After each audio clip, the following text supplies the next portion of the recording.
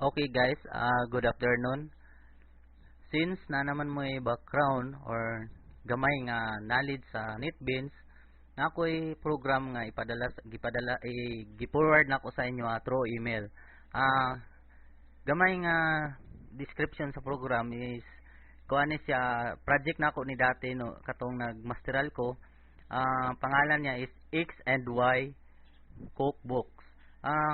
Kini siya ang naa sa program is naka-login, create user, then registration sa mga customer kay kini manggod siya nga program is e-commerce ni siya sa mga libro. So pwede siya makapalit og libro, then check out.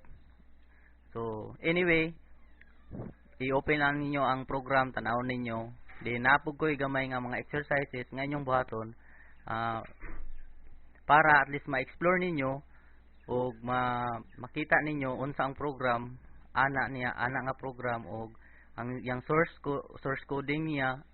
Then maayo gid ni siya nga para sa ko, maayo ni siya nga program para sa inyo nga nagtuon pa lang. So nani siya object oriented pod nga coding. So mao na siya ang description. So diri lang siguro kutob ang first video. Next video is kung paano i-open ninyo ang program o paano ninyo i-download gikan sa email. Okay? Salamat sa pagpaminaw o pag-view ani nga video.